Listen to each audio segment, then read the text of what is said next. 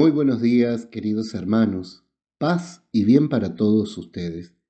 Que tengan todos una bendecida jornada.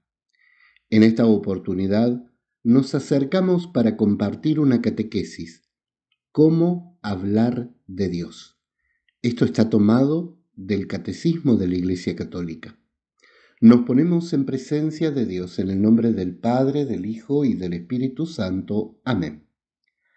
Para ello nos vamos a valer de los apartados 39 al 43 del Catecismo de la Iglesia Católica. Y dice así: al defender la capacidad de la razón humana para conocer a Dios, la Iglesia expresa su confianza en la posibilidad de hablar de Dios a todos los hombres y con todos los hombres. Esta convicción está en la base de su diálogo con otras religiones, con la filosofía y las ciencias, y también con los no creyentes y los ateos. Es decir, ¿qué nos está diciendo el catecismo? La Iglesia defiende la razón humana, como un modo o un instrumento fundamental para poder hablar de Dios con todos los hombres y a todos los hombres. Esto incluye el mundo de la ciencia, las religiones, la filosofía, los creyentes y los no creyentes. Desde la razón podemos hablar de Dios. Hablar de Dios es un tema racional, no es ningún delirio, no es ninguna locura. Hablar de Dios cuando uno tiene conocimiento y se para justamente en ese conocimiento, puede darse a conocer y dar a conocer a todos los hombres el tema y la realidad sobre Dios, por lo menos lo que conocemos. Por eso, la Iglesia defiende la capacidad humana de la razón como instrumento poderoso para hablar de Dios. Porque si no reducimos la capacidad de hablar de Dios únicamente al ámbito de la fe. Y eso es un reduccionismo, porque nosotros tenemos capacidad racional para conocer a Dios y para darlo a conocer a través del diálogo. ¿Se entiende? Espero que me haya explicado lo suficientemente bien. Veamos los siguientes apartados. Puesto que nuestro conocimiento de Dios es limitado, dice el número 40, nuestro lenguaje sobre Dios lo es también. No podemos nombrar a Dios sino a partir de las criaturas y según nuestro modo humano limitado de conocer y de pensar.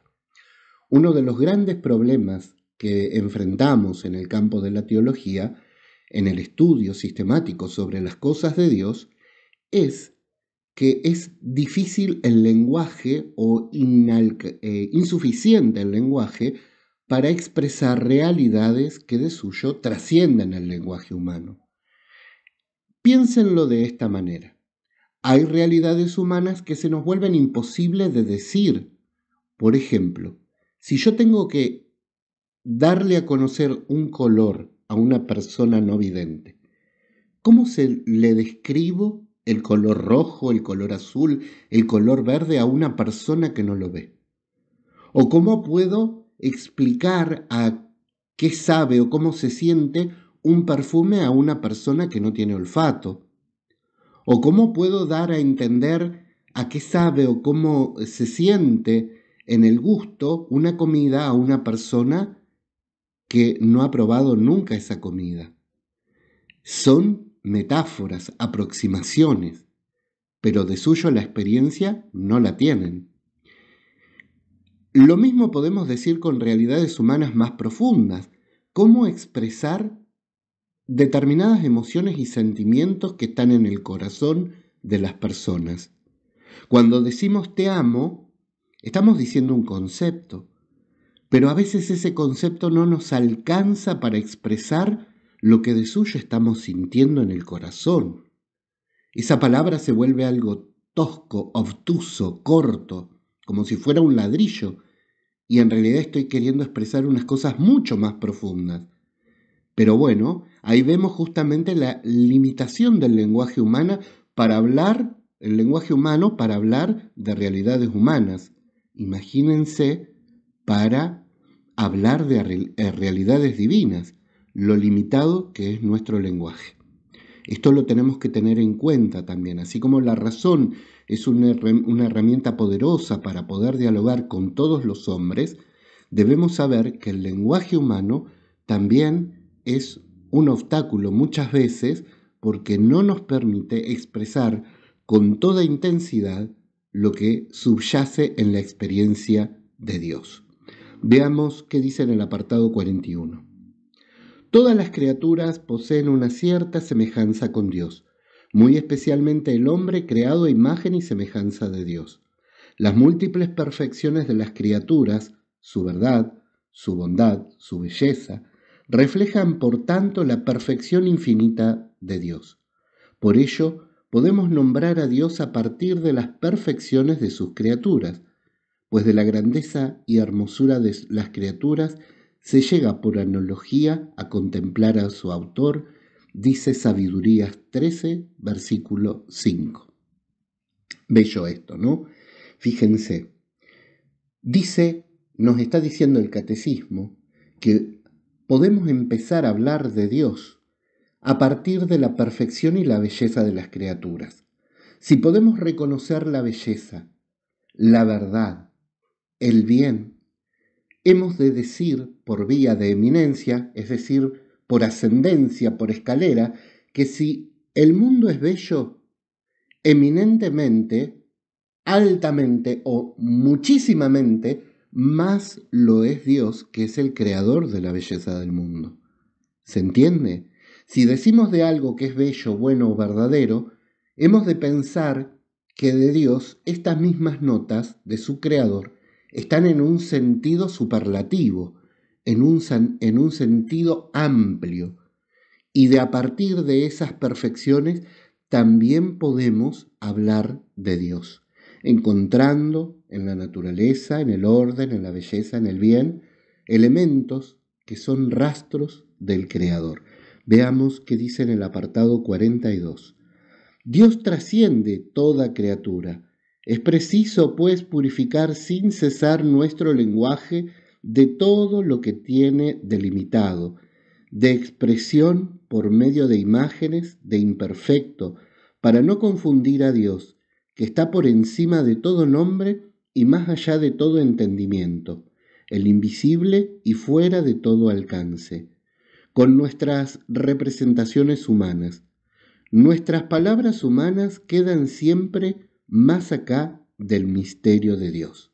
En el apartado 43 va a decir lo siguiente: al hablar así de Dios, nuestro lenguaje se expresa ciertamente de modo humano, pero capta realmente a Dios mismo, sin poder, no obstante, expresarlo en su infinita simplicidad.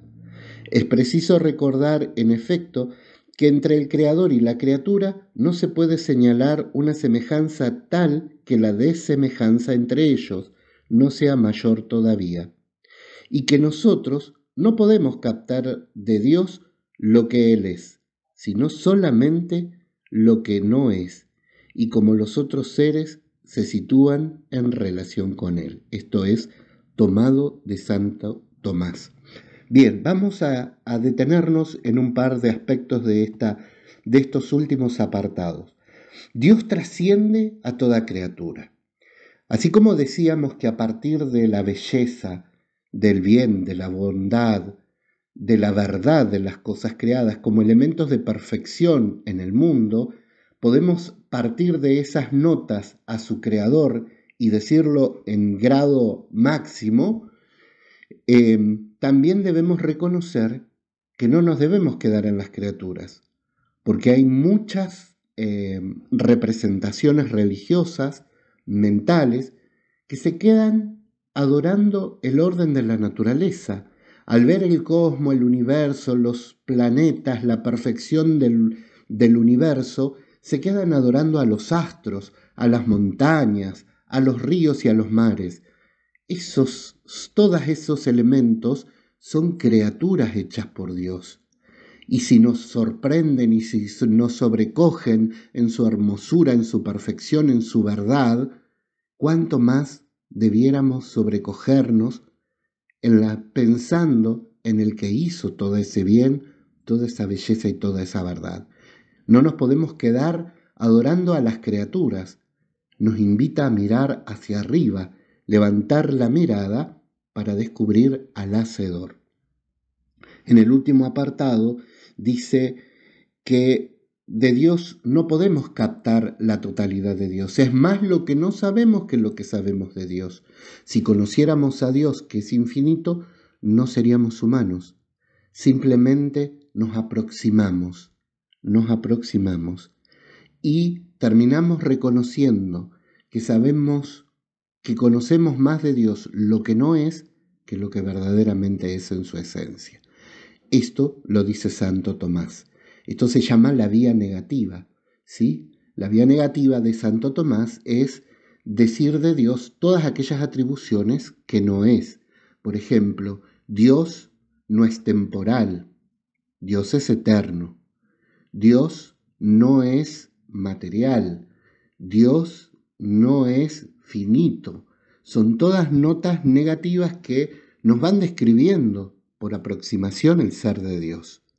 Esto es gracias al uso de la razón, del cual partíamos hoy como un instrumento verdadero y válido para hablar de nuestro Dios. Queridos hermanos, espero que esta explicación haya puesto un poco de claridad sobre estos temas, sobre cómo hablar de Dios según el Catecismo de la Iglesia Católica. Tengan todos una bendecida jornada en el nombre del Padre, del Hijo y del Espíritu Santo. Amén.